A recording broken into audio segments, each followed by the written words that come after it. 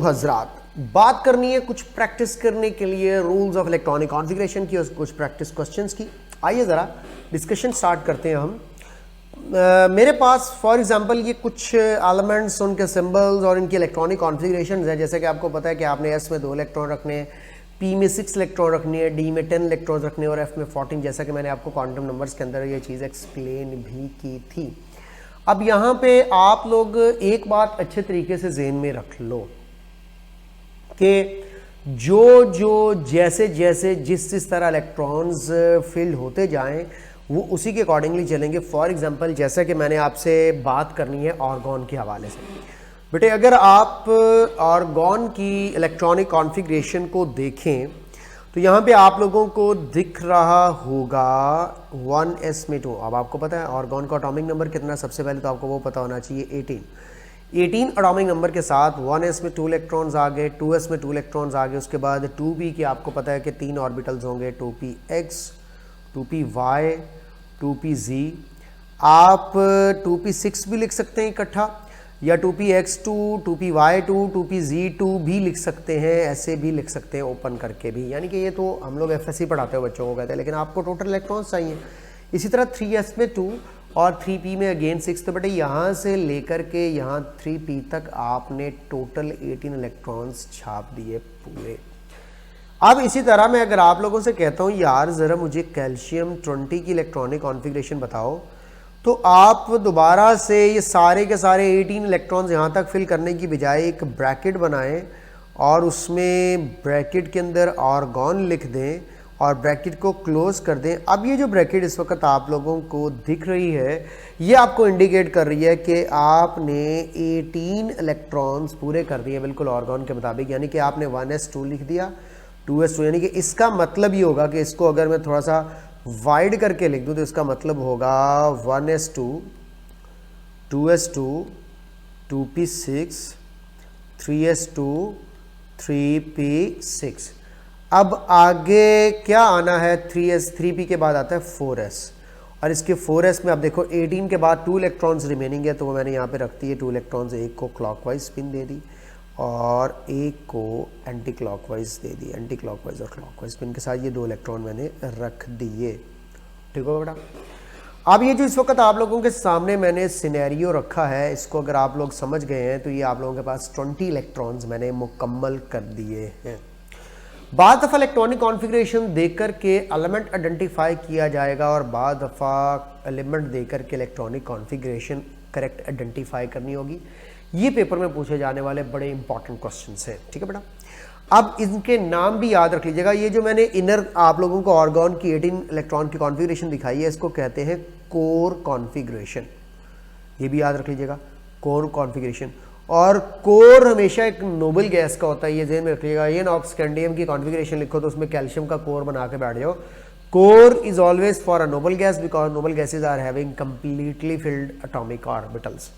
उसके बाद ये जो 4s की होगी ये हमारे पास कहलाएगी कोट कॉन्फ़िगरेशन। कोट कॉन्फ़िगरेशन,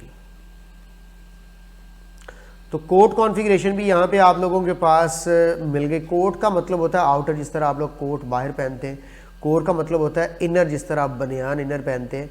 तो ये कोट और कोर के हवाले से बात है। ऑफ कोर्स बनियान बाहर और कोट अंदर तो नहीं ना पहना जा सकता। हाँ पहन भी सकते हैं अगर आपके को जहनी सदमा कोई पहुँचा है, ठीक है, तो आप इस तरह की हरकतें कर भी सकते हैं, लेकिन अकेले में कीजिएगा ताकि लोग आप लोगों को पागल पागल ना कहें। और अगर आप लोगों को लोगों ने पागल कहा तो आपने कहना मैं तो पागल नहीं हूँ, हर पागल ऐसा ही कहता है। तो ये आप लोगों के पास कोर कॉन्फ़िगरेशन के हवाले से एक पॉइंट आ गया जो आप लोग अच्छे तरीके से ज़हन में रख सकते हो। अब इसी की बेस पर अगर मैं कुछ एक्सेप्शंस आपको बताऊं तो आइए ज़रा 2-3 पॉइंट्स डिस्कस कर लें एक्सेप्शंस के हवाले से भी। Some elements do not follow the aufbau principle. There are some alternative ways that electron can arrange themselves in order to give them a stable configuration, ज़्यादा better stability दे जाए। बाज़ दफ़ा ये ऑफ-बाउ प्रिंसिपल नहीं फॉलो करते, इलेक्ट्रॉन्स ऊपर नीचे आ जाते हैं। यानी कि अगर एक ऑर्बिटल लो एनर्जी का होगा तो उसका इलेक्ट्रॉन जो है वो लो एनर्जी से हाई या हाई से लो एनर्जी में जाकर के स्टेबल कॉन्फ़िगरेशन को एलोकेट कर सकता है। इसकी एक्सप्लेनेशन के लिए ऑफ-बाउ प्रिंसिपल को हम लोग कुछ इलेक्ट्रॉन्स के ऊपर अप्लाई करके देखते हैं। लाइक मैं बात करता हूँ क्रोमियम और कॉपर की। सबसे पहले तो मैं आप लोगों को क्रोमियम और कॉपर के हवाले से बता दूं कि यार अगर क्रोमियम की बात करूं जिसका एटॉमिक नंबर 24 है, और आपको पता है मैं इसके वही बात 1s2, 2s2, 2p6, 3s2, 3p6 तक मैंने कितने इलेक्ट्रॉन्स अरेंज कर दिए? 18, जस्ट लाइक आर्गॉन। ठीक है, बार बार मैं इसको नहीं लिखूंगा। उसके बाद आ जाता है 4s, टोटल 24 इलेक्ट्रॉन्स हैं, तो 18 फिल करने के बाद बाकी रह चुके हैं 6, तो आप 4s में 2 रखो। उसके बाद आ जाता है 3d। आप 3d के अंदर 3dxy, 3dyz, 3dzx, 3dx square, y square and 3dz square। ये कि लेवल एनर्जी लेवल पे जगह कम थी तो मैंने यहाँ पे लिख दिया। अब आपने 18 और 2 इलेक्ट्रॉन कितने हो गए टोटल? 20 के बाद 4 मजीद फिल करने हैं, तो अकॉर्डिंग टू हॉर्न्स रूल एक सेम स्पिन, दूसरा सेम स्पिन, तीसरा सेम स्पिन, चौथा सेम स्पिन और पांचवा खाली। ये जो कॉन्फ़िगरेशन है ये बिल्कुल ठीक है। अब आप लोगों ने यहाँ पे ये बात ज़हन में रख लेनी है कि 4 को इलेक्ट्रॉन्स मिले हुए हैं आउट ऑफ 5। ये इंटायरली अनस्टेबल सिचुएशन है। क्या मतलब? 5 में से 4 की एक जैसी कॉन्फ़िगरेशन और 1 की डिफरेंट नहीं हो सकती। 5 में से 3 की एक जैसी और 2 की एक जैसी हो या डिफरेंट हो तो वो बर्दाश्त हो जाएगी। कैसे? 5 बच्चे हैं, पांचों के पांचों को खाने के लिए 2 सेटिस्फेक्शन है, 4 को 2, 1 को ना दो, 1 सेटिस्फेक्शन है। इसको बार बार ये चारों तंग करते रहेंगे, कहेंगे ये देखो, ये देखो, ये देखो, और ये बेचारा घूमता रहेगा। Why not, I am having the food stuff. So आप इसको डांट डपट के खामोश तो करवा दोगे, लेकिन उसके बाद थोड़ी देर के बाद फिर ये दिखलावेबाजी शुरू कर देंगे, फिर मामला खराब हो जाएगा।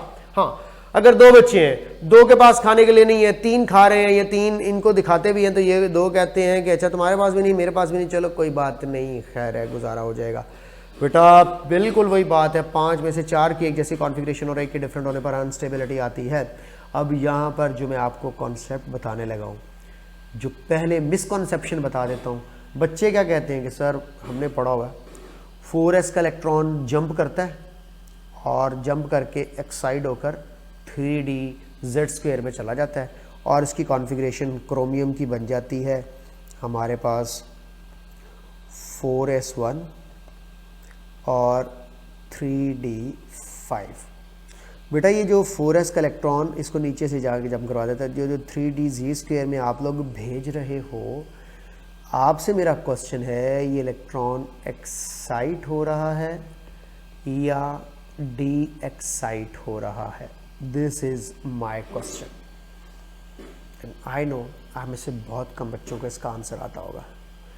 ये इलेक्ट्रॉन एक्चुअली डी एक्साइट हो रहा है, क्योंकि एक्साइट होने के लिए हाई एनर्जी रिक्वायर्ड है, यानी कि लो एनर्जी से हाई एनर्जी में जाना है, तो एक्साइट होने के लिए एनर्जी रिक्वायर्ड है। तो ये तो इलेक्ट्रॉन ऑटोमेटिकली स्पॉन्टेनियसली आ जाता है 3D के अंदर। तो आज के बाद आपने एक तो ये याद रखना है कि ये इलेक्ट्रॉन डी एक्साइट हो रहा है। आप कहेंगे सर कैसे हो सकता है?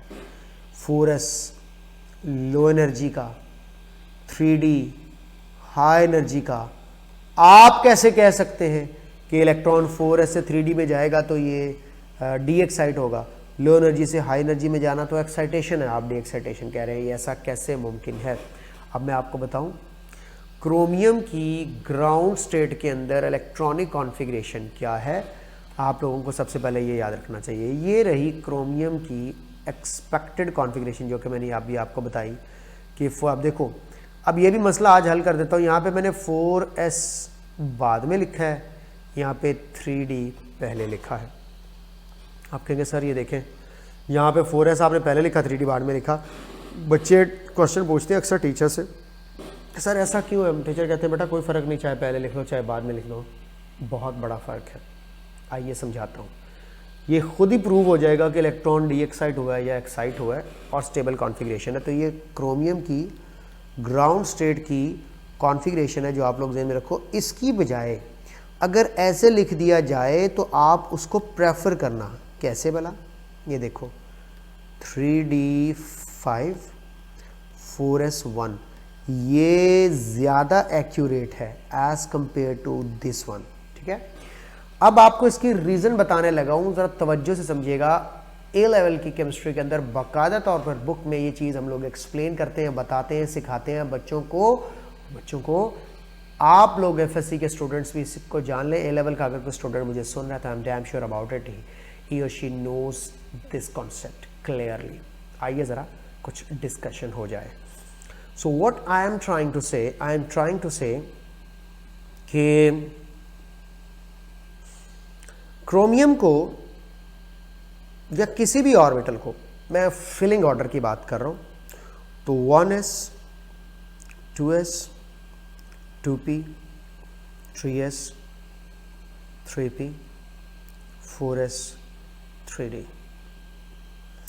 फिर मैं लिखता हूं 1s 2s 2p 3s 3p 3d 4s। से सवाल पूछूं, इन दोनों में से, अब क्रोमियम को यहाँ से मैं उड़ा देता हूँ, अभी क्रोमियम की ज़रूरत नहीं है, क्रोमियम बाय बाय। अच्छा जी, अब आप मुझे बताएं कि इन दोनों में से सिर्फ मैंने पोजीशन चेंज की है किस किस की भला, 4s और 3d की। You people will tell me कि इनमें से कौन सी करेक्ट कॉन्फ़िगरेशन है, या कौन सा इनमें से करेक्ट ऑर्डर है एटॉमिक ऑर्बिटल्स का।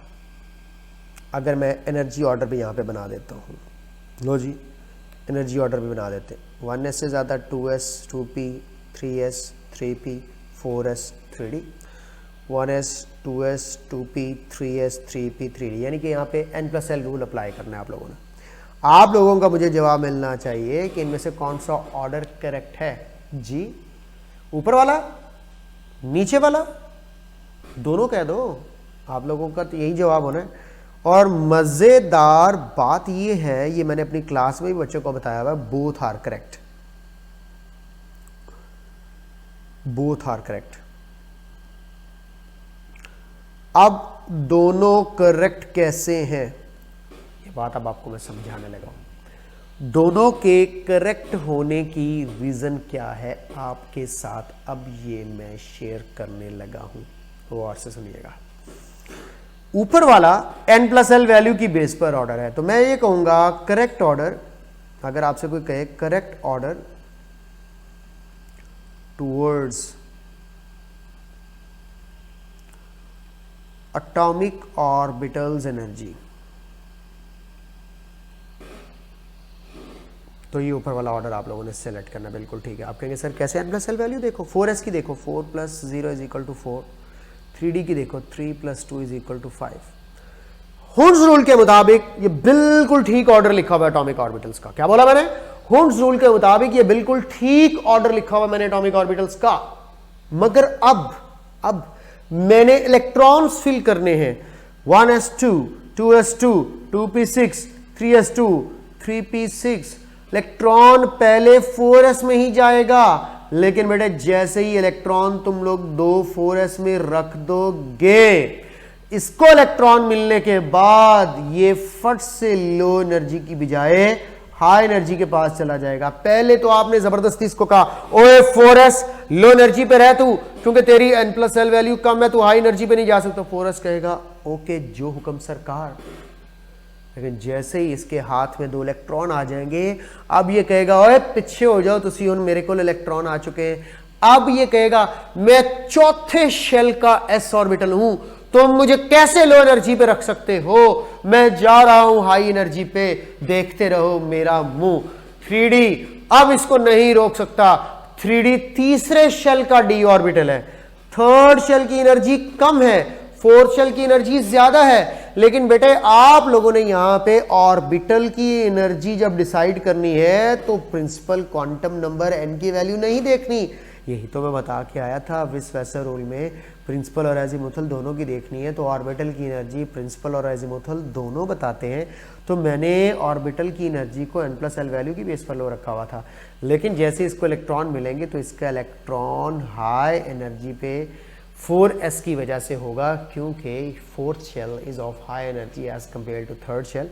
यानी कि पहले इलेक्ट्रॉन 4s में से निकलेगा, उसके बाद पहले इलेक्ट्रॉन 4s में ऐड होगा, 4s में इलेक्ट्रॉन ऐड होने के बाद फिर 4s 3d से नीचे नहीं पड़ा होगा, यानी कि ये अगर मैं ऑर्डर बना दूं तो ये देखिएगा, फिलिंग से पहले ऑर्डर देखते हैं, 4s 3d 4p, ये फिलिंग से पहले का ऑर्डर है, बिफोर फिलिंग। अब बिफोर फिलिंग का क्या मतलब है? बिफोर फिलिंग का मतलब है ऑर्बिटल का ऑर्डर मैं पूछ रहा था। अब जैसे ही इलेक्ट्रॉन मिल जाता है, देखते हैं आफ्टर फिलिंग क्या होता है। After filling 3d low energy पे आ जाएगा और 4s हाई एनर्जी पे चला जाएगा। ये बात मत भूलिएगा कि ये अब हाई एनर्जी पे अगर जाएगा तो विद इलेक्ट्रॉन्स जाएगा, विदाउट इलेक्ट्रॉन्स ये लो एनर्जी पे रहेगा, विद इलेक्ट्रॉन्स ये हाई एनर्जी पे होगा। उसके बाद बाकी 4 इलेक्ट्रॉन्स जो क्रोमियम के बच रहे थे वो आप 3d ऑर्बिटल में रख देंगे। तो ये कॉन्फ़िगरेशन एक्चुअली इस तरह की है। अब आप याद करो, ट्रांजिशन एलिमेंट्स के अंदर जाके आपको पढ़ना पड़ता है, मैं भी पढ़ाऊँगा। इलेक्ट्रॉन पहले फिल भी 4s में किया जाता है और इलेक्ट्रॉन पहले रिमूव भी 4s में से किया जाता है। ये बात अब आप लोगों ने भूलनी नहीं है। चक्कर ये है कि इलेक्ट्रॉन मिलने से पहले वो लो एनर्जी पे था क्योंकि वहाँ पे बात हो रही थी ऑर्बिटल की एनर्जी थी, और इलेक्ट्रॉन मिलने के बाद वो हाई एनर्जी पे चला जाता है क्योंकि फिर इलेक्ट्रॉन रिमूवल की बारी आनी होती है। जब तो इलेक्ट्रॉन रिमूवल हमेशा आउटर शेल में से निकलता है और आउटर शेल वैलेंस शेल को कहते हैं। तीसरे और चौथे में से कंपैरिजन करें तो 4th आउटर बनेगा, 3 इनर बनेगा। तो मैं अब यहाँ पे बात लिख देता हूँ, electron filled first in 4s, electron removed first in 4s। तो ये जो कॉन्फ़िगरेशन है ये भी करेक्ट है। ये करेक्ट कब है तो लिख देता हूँ, correct order towards electronic configuration. तो ये इलेक्ट्रॉनिक कॉन्फ़िगरेशन की तरफ एक करेक्ट ऑर्डर है और ऊपर वाला एटॉमिक ऑर्बिटल्स की एनर्जी की तरफ करेक्ट ऑर्डर है। दोनों ठीक है। फिलिंग से पहले ये ऑर्डर ठीक है, फिलिंग के बाद ये ऑर्डर ठीक है। 3d और 4s की एनर्जी के इंटरचेंज मैंने आपको बता दी। अब आप मुझे बताएं, क्रोमियम की जो कॉन्फ़िगरेशन है उसमें ये 3d को स्टेबलाइज करने के लिए 4s से इलेक्ट्रॉन एक्साइट होगा या डी एक्साइट होगा? तो ऑफ कोर्स अब आपका आंसर होगा कि सर ये डी एक्साइट होगा इलेक्ट्रॉन। तो बेटा ये डी एक्साइटेशन ही होती है क्वाइट ईजिली। तो ये इलेक्ट्रॉन डी एक्साइट होकर क्रोमियम के 3d 5 कर देते हैं और 4s में 1 हो जाते हैं। सेम यही केस कॉपर का है। कॉपर के 29 जब आप इलेक्ट्रॉन्स को फिल करते हैं तो 4s में 2 और 3d में 9 आते हैं। डी का एक सिंगल इलेक्ट्रॉन के साथ है और 4 डुअल इलेक्ट्रॉन के साथ है। ये अगेन अनस्टेबल कॉन्फ़िगरेशन है। तो फिर वही बात, 4s का इलेक्ट्रॉन डी एक्साइट होकर के कॉपर को भी 3d 10 और 4s 1 कर देता है। तो ये रही कॉपर और क्रोमियम के इलेक्ट्रॉनिक कॉन्फ़िगरेशन के अंदर एक्सेप्शंस। तो अब मैं आपको बता दूं, क्रोमियम 24 की करेक्ट ग्राउंड स्टेट की कॉन्फ़िगरेशन कोई आपसे पूछे, आर्गॉन लिखो, उसके बाद 3d 5 लिखो, 4s 1 लिखो। इसी तरह कॉपर 29 की लिखनी हो तो अगेन आर्गॉन लिखो, 3d 10 लिखो और 4s 1 लिखो। तो ये एक्सेप्शंस हैं जो आप लोगों ने जहन में रख लेनी है। कैसा लगा मेरा कॉन्सेप्ट कि फिल होने से पहले ऑर्डर 4s और 3d है, फिल होने के बाद 3d एंड 4s है। इलेक्ट्रॉन पहले जाता भी 4s में है, निकलता भी पहले 4s में से है। ये सारी बात एज ए प्रूफ कहाँ पढ़ाई जाएगी या अगेन दोबारा आपको ट्रांजिशन एलिमेंट्स के अंदर, तो ये सारी बातें होगी। अब आप लोगों ने एक छोटा सा ऑर्डर और याद रख लेना है कि फिलिंग में जो फुली फिल्ड ऑर्बिटल होता है वो सबसे ज़्यादा स्टेबल होता है, हाफ फील्ड उससे कम स्टेबल होता है और पार्शली फील्ड सबसे कम स्टेबल होता है। फुली फील्ड, हाफ फील्ड और पार्शली फील्ड का डिफरेंस भी देख लो, px, py, pz। p में टोटल 6 इलेक्ट्रॉन्स होते हैं तो 6 के साथ या ये 6 के साथ ये फुली फिल्ड ऑर्बिटल होगा। हाफ फील्ड क्या है, 6 का हाफ करें जनाब कितना बनता है, 6 का हाफ 3 है, तो ये आ गए 3 इलेक्ट्रॉन, जी हाफ फील्ड है।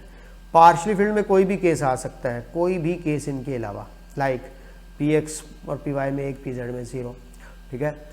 px में 1 ये भी पार्शली फील्ड होगा, px में 2, py में 2, pz में 1 ये भी पार्शली फील्ड होगा, px में 1, 2, py में 1, pz में 1 ये भी पार्शली फील्ड होगा। तो ये सारे केस जो है वो पार्शली फील्ड के हैं, ठीक है। All these cases are partially filled cases. ये रहा हाफ फील्ड का और ये रहा फुली फील्ड का केस। लो भी बच्चों, ये रूल्स ऑफ इलेक्ट्रॉनिक कॉन्फ़िगरेशन कुछ चीज़ें डिस्कस करने के बाद आप लोगों को अब कुछ MCQs डिस्कस करवा दूं ताकि ये क्वांटम नंबर्स वाला और इलेक्ट्रॉनिक कॉन्फ़िगरेशन वाला जो पोर्शन है आप लोगों का दोबारा से कॉन्सेप्चुअली स्ट्रांग हो जाए। तो देखिए बेटा, ये क्वेश्चन जो आप लोगों के सामने डिस्प्ले किया, आसान सा क्वेश्चन है। The order of the subshells with respect to the relative energies. आप कहेंगे सर मसला ही कोई नहीं है, साढ़े वास्ते तो बड़ा आसान सवाल है, बहुत दफ़ा ऊपर नीचे कर लेते हैं हम लोग इसको। S, P, D और F, इसमें गलती की कोई गुंजाइश नहीं है, आंसर इसका बीटा बन रहा है। Which of the following is correct with respect to the application of the principle. ये बड़ा इंपॉर्टेंट क्वेश्चन है। इसको ज़रा गौर से देखें। अभी मैंने थोड़ी देर पहले आपको प्रिंसिपल ऑफ एप्लीकेशंस बताए थे पॉलीज वगैरह, तो इनको देखते हैं। हून्स रूल बताता है इलेक्ट्रॉन्स इन सबशेल, उसने पूछा करेक्ट। अब आपको पता है कि हून्स रूल इलेक्ट्रॉन्स ऑफ सबशेल के साथ डील नहीं करता, ऑर्बिटल्स ऑफ सबशेल्स के साथ डील करता है, ऑर्बिटल्स ऑफ सबशेल यानी कि डीजेनरेट ऑर्बिटल्स के हवाले से energy. Of principal electrons in n orbital के साथ डील नहीं करता, एनर्जी ऑफ ऑर्बिटल्स के साथ डील करता है, या filling order of energy, filling order of atomic orbitals. Pauli exclusion principle spin of electron in one orbital, और n+l rules electrons in orbitals. ठीक है, अब आपको गलती पता चल जानी चाहिए। आप कहेंगे सर मसला हल हो गया, आंसर चार्ली है, लेकिन n+l electrons in n orbital के साथ नहीं, एनर्जी ऑफ ऑर्बिटल्स के साथ डील करता है, orbitals. Aufbau principle filling order of orbitals के साथ डील करता है, और Hund's rule orbitals of a subshell के साथ डील करता है। तो यही आंसर चार्ली बनेगी, बिल्कुल करेक्ट। बाकियों में जो मिस्टेक्स है वो मैंने आपको बता दी है, मैंने लेक्चर के दौरान बताई। Correct order of quantum numbers, ये एक बड़ा मज़ेदार सवाल है। ये मैंने काफ़ी डिटेल में लास्ट टाइम डिस्कस किया था आप लोगों से क्वांटम नंबर्स वाले टॉपिक में, अब दोबारा से डिस्कस कर देता हूँ। अगर मैं कहता हूँ n = 4 है तो l = क्या होगा, तो आपको जेन में रख लेना चाहिए, l = 3 होगा n-1 फार्मूला से। m क्या होगा, +-3। इसका क्या मतलब है, टोटल वैल्यूज़ काउंट करें तो -3 भी होगा, -2 भी होगा, 0 भी होगा, +1 भी होगा, +2 भी होगा, +3 भी होगा। मुझसे एक स्टूडेंट ने क्वेश्चन पूछा 1-2 दिन पहले, I will not mention the name, अच्छी स्टूडेंट है काफ़ी। तो उन्होंने कहा कि सर आपने s के लिए l वैल्यू 0 लिखी, तो बाद में m वैल्यू भी 0 लिखी, तो आपने कहा s सबशेल का एक ऑर्बिटल है, और आपने कहा m की जितनी वैल्यूज़ होंगी वो उसके ऑर्बिटल्स की तादाद होगी, तो m की वैल्यू तो 0 है, तो s का तो कोई ऑर्बिटल होना ही नहीं चाहिए। बेटे मैंने उनको भी ये आंसर दिया, अगर आप लोगों में से भी किसी का ये कॉन्सेप्ट क्लियर नहीं है दोबारा सुन लो। m की वैल्यू 0 का मतलब है सिंगल वैल्यू, सिंगल वैल्यू का मतलब है 1 वैल्यू, बिकॉज m जो है वो इंटीजर्स होते हैं, और इंटीजर्स में 0 एक वैल्यू कंसिडर की जाती है। अब देखो जिस तरह आप यहाँ पे काउंट करें 1 2 3 4 -1 स्किप हो रहा है, 5 6 एंड 7, ये टोटल आप लोगों के पास 7 वैल्यूज़ हैं, तो इसमें आप 0 इंक्लूड कर रहे हो या नहीं कर रहे हो, बिल्कुल कर रहे हो। अब देखो ये जो l की वैल्यू है ये 3 है, तो जो m की वैल्यू है वो 3 से कम भी है और 3 के बराबर भी है। तो मैं ये कह सकता हूं कि m वैल्यू l वैल्यू के इक्वल भी हो सकती है और उससे लेस भी हो सकती है। n वैल्यू हमेशा l वैल्यू से ज़्यादा होगी, और जहाँ तक रही बात m वैल्यू की, तो m वैल्यू m की वैल्यू से, आप देखो यहाँ पे l और m वैल्यू को आपको कंपेयर करना है। l वैल्यू 3 है तो m वैल्यू 3 से कम भी है, -3 -2 -1 और 0 भी इंक्लूडेड है। तो इसका मतलब ये है कि मुझे ये बात यहाँ पे कर देनी चाहिए था कि m जो है वो लेस देन और इक्वल टू l होगी, और l जो है वो m के बराबर भी हो सकता है और m से ज़्यादा भी हो सकता है, लेकिन m से कम नहीं होगा। तो मैं यहाँ पे लिख देता हूँ n value always large than l,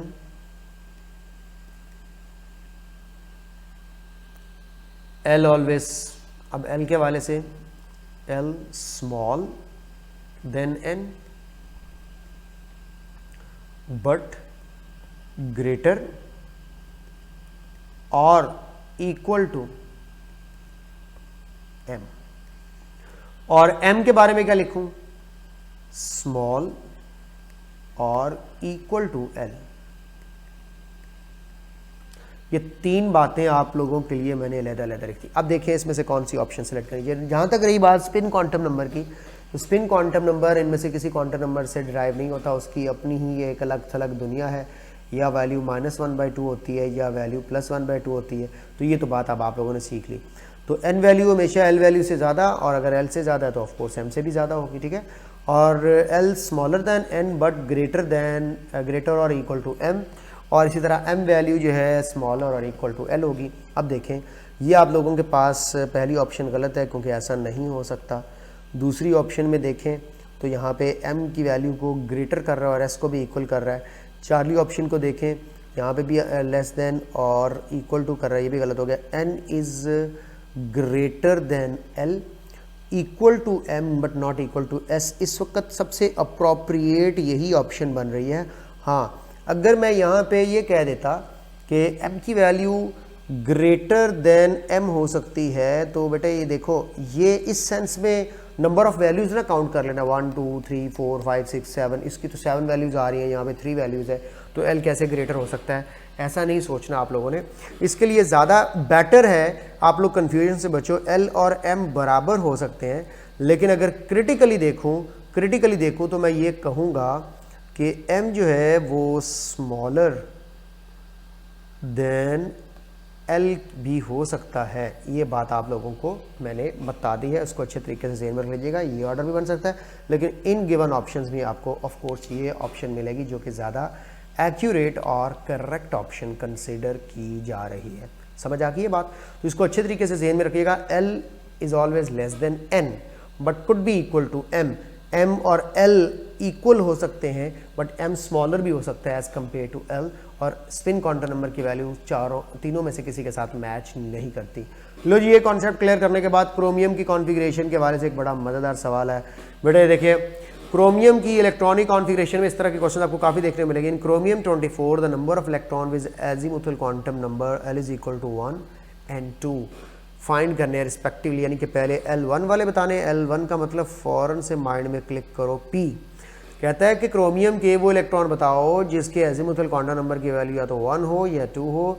तो L का मतलब 1 यानी कि P के बताने, L का मतलब 2 यानी कि D के बताने। तो P और D दोनों के इलेक्ट्रॉन्स बताने हैं। तो आइए ज़रा आप लोगों को लेकर के चलता हूँ क्रोमियम की कॉन्फ़िगरेशन जो अभी हम लोगों ने देखी थी, यहाँ पे बनाई भी थी। ये देखिएगा, अब आपने इसके मुकम्मल तौर पर P और D ऑर्बिटल्स के इलेक्ट्रॉन्स काउंट करने, और कोई मसला है नहीं। आप एक तो ये पड़ा हुआ P L वैल्यू 1 वाला, एक ये पड़ा हुआ P। जनाब P के दोनों देखें तो कितने बन गए यार, ये 12 बन गए। ठीक हो गया बेटा, ये हो गया 12। उसके बाद D के टोटल जब एक्साइटेशन हो चुकी होती है तो कितने हो जाते हैं, 5। तो इसका मतलब है D वाले 5 हैं और P वाले 12 हैं। तो डेफिनेटली आप लोगों की यहाँ पे जो ऑप्शन बननी चाहिए वो बननी चाहिए 12 and 5, और ऑफ कोर्स आंसर बीटा बन जाएगा। समझ आइए? L1 का मतलब है P और L2 का मतलब है D। तो ये सारी बातें आपके साथ शेयर हो गई हैं। Next question, set of quantum numbers which represent the highest energy of an electron. किसी भी इलेक्ट्रॉन की हाईएस्ट एनर्जी कैसे सिलेक्ट करते हैं बेटे? बाकी आप लोगों ने इस तरह के ढेर सारे क्वेश्चंस हैं, उनकी प्रैक्टिस करनी है। आपको आइडिया दे देना है, हर सवाल में एक ट्रिक छुपी हुई होती है जिसको अप्लाई करना होता है। Set of quantum number represents the highest energy of an electron. Highest energy of an electron के लिए हाईएस्ट एनर्जी ऑर्बिटल देखना पड़ेगा, हाईएस्ट एनर्जी ऑर्बिटल। और हाईएस्ट एनर्जी ऑर्बिटल के लिए आप n प्लस एल वैल्यू देख सकते हैं। अगर दो की n plus l value same हो जाए तो फिर n वैल्यू डिसाइड करेंगे। n is equal to 3, l is equal to 1, ये बन रहा है 3p। n is equal to 3, l is equal to, ये बन रहा है 3d। n is equal to 4, s is equal, ये बन रहा है 4s। n is equal to 3, l is equal to 0, ये बन रहा है 3s। अब आपको पता होना चाहिए मुकाबला होगा 3d और 4s। अब आप लोगों को देखो, उसने highest energy of an electron बोला है, हाईएस्ट एनर्जी ऑफ ऑर्बिटल नहीं बोला। तो समझ जाओ वही क्रोमियम का चक्कर यहाँ पे चलाया जा सकता है। अगर मैं कहता हाईएस्ट एनर्जी ऑफ ऑर्बिटल तो इसका मतलब है वो ऑर्बिटल की एनर्जी ऑर्डर सेलेक्ट करते तो मैं कह देता कि 3d हाई एनर्जी ऑर्बिटल है। लेकिन उसने पूछा हुआ है हाईएस्ट एनर्जी ऑफ इलेक्ट्रॉन, इसका मतलब आपको मैक्सिमम n वैल्यू को अब देखना पड़ेगा, क्योंकि वो 4s का इलेक्ट्रॉन जो है वो हाई एनर्जी पर चला जाता है आफ्टर गेनिंग इलेक्ट्रॉन्स। तो ये देखो 4s का जो है वो यहाँ पे सेलेक्ट किया जाएगा, चार्ली ऑप्शन। इसका हाईएस्ट एनर्जी का इलेक्ट्रॉन होगा, क्योंकि जो d एक्साइटों के बाद में किस में आता है, 3d में, जो भी मैं क्रोमियम में बता रहा था। समझ आइए? आप अब से पहले तो आपने ये आंसर गलत कर देना था, आप लोगों ने तो 3d सेलेक्ट करना था। 3d तब सेलेक्ट करना है जब आपसे हाईएस्ट एनर्जी ऑफ ऑर्बिटल पूछे, तो वो 3d n+l वैल्यू की बेस पर आप लोगों के पास हाई एनर्जी पे जाती है। लेकिन इलेक्ट्रॉन की बात करता तो ये था। हाँ, अगर सवाल होता highest energy of an electron in n orbital, तो उस वक्त फिर आप लोगों की कंफ्यूजन से बचने के लिए ये बात ध्यान में रख लीजिएगा, उसको अगर ऑर्बिटल को फोकस कर रहा है तो आपको पता है कि इलेक्ट्रॉन तो आ चुका है ना ऑर्बिटल के अंदर। जब ऑर्बिटल में इलेक्ट्रॉन आ चुका है तो इसका मतलब अब 4s लो एनर्जी का नहीं रहा।